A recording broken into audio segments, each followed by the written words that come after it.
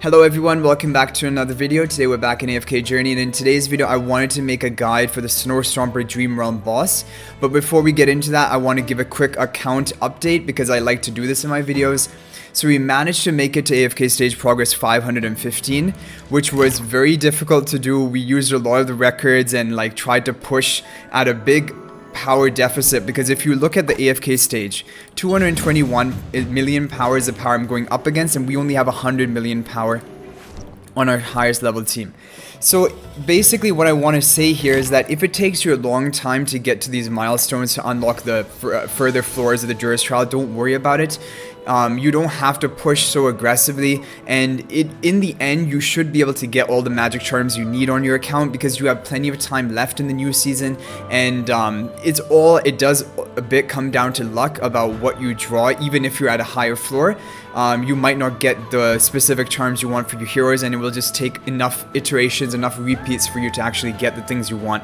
And also, we're getting crafting material when we disenchant any current charms, which are like extras on our account, and we have no way of spending that crafting material. But what I imagine is when we have the new adventures coming, because we have the new adventures awaiting us, and when there are new areas of the map, maybe there will be some area to craft charms, or maybe even forge your own charms to a higher version of them. But anyway, I think that's something that we do have to look forward to. And now we're going to talk about Dream Realm. So Stomper boss, like all bosses in the new season, is going to be more difficult. Their stats are going to be way higher than before. But for the most part, his mechanics are exactly the same. So the heroes which did well here previously are still going to do well here in the new season. However, when you first start off, or even at this stage, I probably don't need to use Coco anymore, but Coco is a really great hero to have in all Dream Realm bosses. If you have a difficulty surviving, which you will in the Dream Realm bosses until we get to end this mode, then Coco can be a good option to try on your team. And in this video, I'm going to talk about every single hero which I think has a place to be used in the Stomper boss, and then based on your account, whichever the most ascended, whoever even have the most upgrade exclusive equipment, then you can try to run those in your team. And at the end, and when we talk about the actual team comps, I will talk about the top teams and the top heroes you should be running here. So as for the damage dealers, Odie, Merrily, Corrin are going to be your key 3 damage dealers in all Dream Realm bosses. Specifically for Stomper, Odie and Merrily are the best, but it again depends on which heroes you have at Mythic Plus, because all of these heroes really want their Mythic Plus and Odie Supreme Plus ideally for maximizing their damage. Then on top of this, CC is a great damage dealer you can run in all Dream Realm bosses, and if you have her Ascended, that's even better. And if you have her at Mythic Plus, you can take her to her +5 exclusive equipment, but I wouldn't take her beyond that because that becomes kind of a waste. Those temporal essences are much better used on your main damage carriers, which are Merrily and Odie and even Corrin. And then other damage dealer option, Vala is also good if you guys have a highly ascended Vala, but don't use her if she's not Mythic Plus, at least in my opinion. That's when she really becomes pretty strong, and ideally you would want her Supreme Plus to maximize her damage. But you can use her, just don't use her if she's not very highly ascended. Floribel is also a good option. She deals a lot of damage with her summons, and there's actually certain Dream Realm bosses right now where Floribel, a highly ascended like +10 exclusive equipment Floribel, is the best option, the best in slot hero to be running in your team, but not for Stomper, because Stomper prevents you from casting your ultimate. So Floribel doesn't do great here, but Floribel still does well. And if you have her highly ascended, then by all means use her. So that basically covers all the key damage dealers you should be running. Other than this, don't run any of the other damage dealers. Now we're going to talk about the other support and buffer type heroes. So Shakir also functions as a damage dealer, like a sub DPS, but he has great support function, especially in Stomper, because you have he's going to buff up your front line or whoever's within 2 tile radius when he's in the wolf form to have them take reduced damage and also increase their haste. So their energy recovery and their skill casting is all going to be increased by the haste buff. And if you have him at +10 exclusive equipment, he also gives an attack buff to all the heroes in his radius, his Lupin's aura.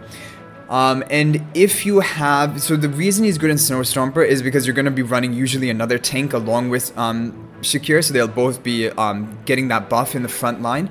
And the other reason is that whenever he snowballs one of your heroes, Shakir is going to run over there. He has really fast movement speed, one of the fastest movement speed in the game.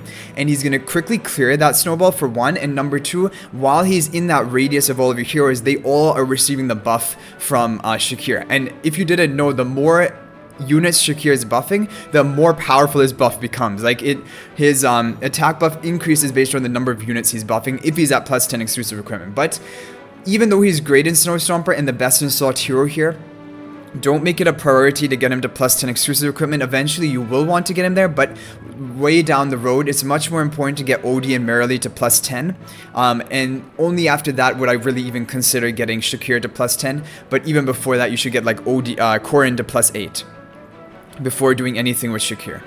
But anyway, so he is good if he's Mythic Plus, and then he has his buff effect, and he can be used here. Apart from him, other heroes that can work as a tank, Tamesia can work well here. And again, if you have a highly ascended, then you should try to use her. She is not the optimal hero to be using here, but I had a lot of success with her in earlier runs while on the new season, and sometimes she even increased the damage I could deal with my team. She deals a lot of damage once she's Mythic Plus. She begins dealing true damage with her dashes back and forth, and she also tanks really well. She has self-sustain, so because you're not going to be running a healer in the Snow Stomper boss, because you are Smokey does not do well here. So Smokey is good in almost all Dreamrealm bosses, but not in Snow Stomper because he cannot cast his ultimate and he keeps getting interrupted, so he's not he doesn't function well. Thorin is a great tank to be running here. He is a best in slot tank, because not only does he have Soul Plunder to increase the damage that the boss receives, to increase your damage output, he tanks the best of any tank because he has multiple lives, and he protects his Soul Plundered ally who's behind him. So you can protect an ally even more so than with all other means possible. So Thorin is one of the best tanks for that reason. And then we're going to talk about, really, Coco we talked about already. She can be good in any Dreamrealm boss when you need more survivability. You can experiment with her within any Dreamrealm boss, and because you have so many attempts, you should definitely try her for 1 or 2 attempts and see if she's going to give you the survivability you need to get out more damage. For me, and for an endgame sort of maximum damage team, she doesn't have a place in most bosses, but for right now, still in Alpha Bear and Lone Gaze, even full late game people, or whoever as late game as people can get right now, still are running Coco, because Coco, you need to protect your heroes. She will allow you to get off more damage by running Coco. So Coco is really strong. If you can get it to Mythic Plus, which I just managed to get today on my account, then that is the best place for her, because she also will provide a shield after her ultimate wears off, and that provides more protection for your team. Then the 2 key debuffers, we have Corrin and Rainier. Rainier needs to be at Mythic Plus, or well, actually for Snow Stomper he doesn't need to be Mythic Plus, because another function that he has in this boss is he will teleport your ally to the front line, and if you're running Shakir, Shakir will then buff up that frontline ally. And if his OD is in the front line, OD is not moving. So OD is going to be stuck in the front line position, along with Shakir buffing him up to increase OD's damage. And if OD gets targeted by the snowball, then Shakir can quickly clear it because he'll be right in the front line anyway. And that's why Rainier is so good for teleporting your OD into the front line of Snow Stomper, as long as OD doesn't get destroyed. Because in the new season, the thing that the Snow Stomper boss does, which is different, is he does an AoE attack in his melee range, and it does massive damage, and in the end it will kill your OD, and at the beginning stages it will kill your OD on the first hit. So early on you don't want to teleport OD in there. Then you can teleport something like Merrily, for example, because she will jump herself out of the range of that. But yeah, Kruger and Rainier are the 2 key debuffers. Kruger is only for increasing physical damage that the boss receives, so he amplifies Shakir, Merrily, and Corrin's damage, and even Tamesia's a bit. But Rainier amplifies all sources of damage by 25%. The boss will receive 25% more damage. So now, with all of that being said, I want to talk about what is probably the strongest team available right now. This is most likely the all-time strongest team, because you have 2 forms of debuff, the Thorin and the Rainier, which together the boss is receiving 17% and 25% increased damage. Shakir is going to be buffing up the OD in the front line and also clearing the snowballs quickly. Merrily and OD are your best 2 damage dealers, and I like this evocation spell the most. Other people have success with Quick Blade spell. It is a bit up to preference, and sometimes even Light Heal spell, if it gives you more survivability to get off more damage, then this can also work. But for me, I feel like Evocation Spell is the strongest. We'll do one run with this team, and then we'll do some runs with alternate versions of this. Again, if you're having a difficulty surviving, you can try to run Coco, because like you saw right here, everyone is able to get off their ultimate to begin with. And so that is not an issue. So Coco could get off her first ultimate, but then the following ultimates are going to come off slower. So here Thorin protects the Merrily, and if Thorin were not protecting Merrily, Merrily would already be dead by that damage dealt. And if you want to level up one hero above and beyond the others, I think leveling up Odie the most will be the most beneficial, because we can see the damage output at the end of this fight, but I'm pretty sure Odie will be contributing the most damage. So there's the boss's melee attack. It even wipes out Shakira at this stage, so this is a really difficult, like, it's a level 300 boss and we're only level 260, and that's why it's dealing a lot of damage. But I still do think teleporting Odie in there to get more damage off is a good idea. But I'm interested to experiment a bit with Coco and maybe some different options. And basically, the reason I talked about every single hero which can be good here is so that you can put together a team based on whichever heroes you have the most ascended. And yeah, because everyone will have a different account, you know who are your strongest heroes. So of all the heroes I mentioned, you can just put together a team using the best ones. But you should have at least one dedicated damage dealer. Ideally, Odie I think will be the best option for that. So I want to first try with the Light Heal spell, maybe if that can give the survivability we need in order for Odie and Shakira maybe to survive that second AoE attack of the boss.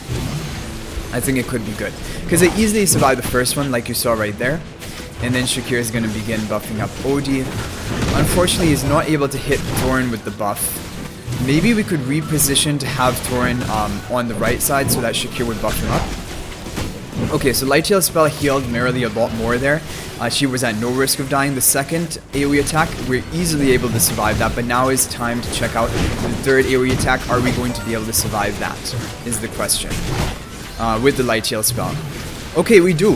That is really interesting. So this is an example to show you that the Light Heal spell actually should be better than the Evocation spell here. Oh no, the boss just keeps ramping up. He keeps doing his AoE attack. So it's not like Odie was able to survive for that much longer, despite being able to survive the third melee attack that he did. And we get a new best though, which is good, but it's also because we leveled up the heroes which were previously not leveled up. The other good thing about Odie and Stomper is it ticks down even when your hero is snowballed. The poison damage continues to tick on the target. So yeah, as you can see, Odie's damage is quite a bit higher than Merrily, but both contribute a lot, and that's why I think if you have both a Mythic Plus and a plus 10 exclusive equipment Merrily, you should try to run both of them. And then if you're running both of them, the other thing which I tried for a while, I don't know if this team is better, but I used this team for quite some time as well, which is with Kruger and Shakira. You have the more different forms of debuff compared to Thorin. You have less protection from Merrily, but if we're using Light Heal spell, I don't think that should be an issue. And let's try Quick Blade spell. The reason why Evocation spell might not be the best here is Evocation spell, one of the spells which it casts is a haste spell, and haste is less effective when you can't cast your ultimates, because part of what haste does is it regenerates your energy faster so you can ultimate faster. Okay, this is really good. We were able to get Odie targeted by the first snowball, so Merrily is free from getting damage, and we quickly cleared it. You want Odie to be permanently getting snowballed, because Merrily clears it much faster than if Merrily is snowballed and Odie has to try and clear it. Okay, good. We survived that one, which was good. We're not going to survive the next one, most likely, and the whole front line is probably going to wipe. So we just have to maximize the damage right now. Yeah, so this doesn't look better. The Light Heal spell would have been a better option, and without the Thorin, this doesn't have the same type of protection that the Thorin comp had, so I think Thorin will be a better option. Thorin wants to be Mythic Plus, but he can get by without Mythic Plus, like his second survival can, like if the whole front line gets wiped and Thorin resurrects, Thorin can at least tank out the front for a while for your Merrily to continue dealing damage. Another thing that I want to try is, let's try Thorin over here so that he gets buffed up by Shakira, and have Merrily be teleported to the front line, and let's go for the Evocation spell. And now what's going to happen is there's only going to be 2 frontline allies, so they're not going to be getting buffed up by the Shakira buff, but this also means that our Shakir or our OD will be safe in being able to output damage from the back line, which maybe it will be better, so we can experiment with this. I also want to do a run with Coco to see if that will be better, but I have a feeling it could be, because even though you are not allowed to cast your ultimate for a lot of the fight, there are periods like right here where you can cast your ultimate, and then if Coco's ultimate is in effect, then you're good to go. It's amazing when Shakir has his ultimate ready to cast, because then he actually jumps on top of the snowball ally and he kills it so quickly. Like you saw that here, we still kill it quickly and we're surviving in the front, which is really good. We could even try Light Heal spell with this team because this is really solid. The boss is going to probably go for his... yeah, this is way better. This is doing way better with OD out from the front line, and also when the... And okay, the time runs up, so time is going to be a factor. If the time runs out, then that's going to be a hint that if you run Coco, it's not going to be better for you, because Coco will allow you to survive for longer. But if you are limited by time, Coco will not increase your damage output. If you wanted to run Coco here, I don't even know who you would replace. That's the main problem, because I would want to replace, maybe like replacing Rainier is not a good idea. Unless he's not Mythic Plus, then you could try to replace him. And replacing Thorin, then we only have one frontline ally, which is Shakir, which I don't think is going to be enough. So this seems to be one of the strongest versions of it, and I think the reason it does so well is because the frontline... Okay, let's just try one test with Coco as well. Who knows, maybe this will work out well. And put Shakir right in the front, so he runs there as quickly as possible. Yeah, I think the reason why it works well is because if you guys saw, the boss skips out on using his melee attack, his that massive damage attack, if the melee heroes aren't there. So if all the melee heroes are running to clear the snowballed ally, then he doesn't go for that AoE attack right in his radius, or his melee range. So he's gonna go for it now. As long as Shakir can survive for long enough, we should still be fine. And Shakir is just an amazing hero for this boss because he has a self-sustain. He tanks out the boss really well because of his defensive buff. And Coco is protecting our team well, but no. Okay, so Shakir is almost dead right now. So this doesn't look, this doesn't look better than the previous team. But Coco's gonna get off another ultimate here, which is still gonna be pretty good. Like, we're gonna get off good damage output, but I don't think it will compare to the previous team that we ran with Thorin and Rainier both. So you can run a team with Coco if you're having difficulty surviving, but if you're making it until the end of the boss, like up to 0 seconds, then that is a sign that you need to go switch to just raw damage instead. Yeah, I mean, Thorin is really cool because of the fact that he has the debuff to increase the damage the boss takes. So we could even try the same team with Kruger, but if you guys remember when we were running the Kruger team, he almost died, or he died very quickly, and Thorin has much more tankiness, and I think that tankiness is important. It buys time for your backline. Let's try it one last time with Quick Blade spell to see if this one does better. But for me, usually I just always go for Evocation spell. It's usually just better for me. And as you guys saw here, what we're doing is we're putting Thorin, because Shakir, when he jumps on the boss, he always ends up on the right side of the boss. So we put Thorin on the right, like not the middle lane, but in the right lane, so that he runs to a position where Shakir is going to be buffing the Thorin. I guess it only really matters for the first, like the initial stage, because after now, if Shakir jumps again, he's going to be jumping on the right side. But yeah, okay, so with the Quick Blade spell, we didn't have the survivability on Shakir. Shakir ended up dying prematurely. We have 30 seconds left, but Thorin is going to tank it out well for us. But now the issue is we're going to clear the snowball a little bit slower because of the fact that Shakir is not here, and Shakir will not be able to get off his damage. Yeah, I really like Thorin here. He tanks the boss really well. The boss has this massive AoE damage in the front line.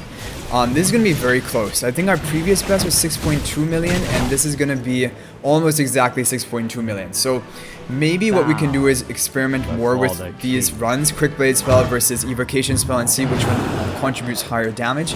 I think it might be again possible for us to finish in the top 10. Yesterday, somehow, we finished top 7, which was insane. I can't remember what boss it was. I didn't make a video on it because we didn't even really talk about it in the video. And rank 24 in the district. So we're kind of, even though like I've been playing more casually on this account, not hardcore pushing the AFK stages, we're still managing to get our top 10 finishes now. So that also kind of shows you that you don't need to push really hardcore in AFK stages in order to do well in Dream Realm. Eventually we will need to push in, like, for example today, because we were really close. We were at 510 AFK stage at the beginning of today, and then we have all of our upgrades and, you know, the instant AFK attempts. So then it is kind of expected that we're going to be able to push to 515, so we did push for that.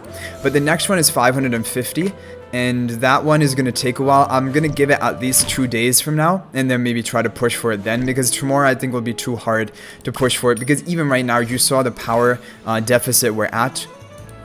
So it becomes very difficult to push, and it takes a lot of time. The amazing thing which I want to update you is, like, we were ranked 10 in glory points before the weekly reset, and then we shot up to rank 5, and I think it's mainly because of our Arcane Labyrinth performance, because look at our Arcane Labyrinth glory points that we've earned.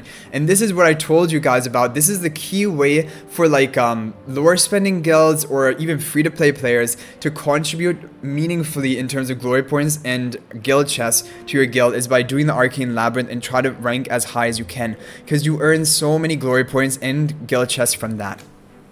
And Honor Duel as well were pretty good, and we selected people who are high on Honor Duel, and I'm ranked in top 500. I think a lot of us are ranked in the top 500, and some are even PS misses in the top 20, which is the top tier. But if you look at the other two areas, we're ranked 10 and ranked 9. Dream Realm and Supreme Arena, because Dream Realm and Supreme Arena are the areas which are going to be dominated by the spenders and heavy spenders. Arcane Labyrinth and Honor Duel can be dominated by both, but usually is better dominated by the people who are more committed to the game. Like, the people who do better in Arcane Labyrinth and Honor Duel, they have to be really committed in order to get to this position, because it's really difficult, especially Honor Duel, getting a high ranking, and then also Arcane Labyrinth. You have to be doing the Arcane Labyrinth clear every week when it doesn't actually benefit you other than getting guild chests, but it's like kind of like an indirect benefit. People don't see it immediately, so they think, well, if I don't do it, nothing will actually happen because I'm still going to get my guild chests at the end of the week. But yeah, I'm really amazed by that. I'm really proud, and now that we're like quite a lead on top 5, I want to try to secure this top 5 position, because top 5 will give us the maximum rewards, which is a huge bump up from the top 20, because top 5 gives a bonus 4,000 guild coins, which is a lot. And so if we can try to do that, that's amazing. And also we get the bonus guild chest for doing well in the Arcane Labyrinth. But anyway, guys, I hope you enjoyed the video. Thank you for watching. I hope this was helpful, and let me know what other videos you would like to see in the comment section. But I want to keep uploading daily videos, so I keep trying to think of ideas for them. And at the worst, I'll just give you an account update, because that's also kind of interesting. But I hope you guys are enjoying the new season. Hopefully this gives you an idea of, like, okay, if you are spending on the travel log, then maybe you can get to 515 AFK stage by day 18 of the new season. But really, like, it might even take until day 20. And if you're completely free to play, I don't know, maybe it would take until day 24 or 25, I'm not sure. But the first Duros Trials unlocks, I think, stage 305 AFK stage, and that's pretty early on. And then you can begin getting some charms for your heroes. But anyway, guys, I hope you enjoyed the video. Thank you for watching. That's going to be it for this one. And until the next one, everyone, peace out for now.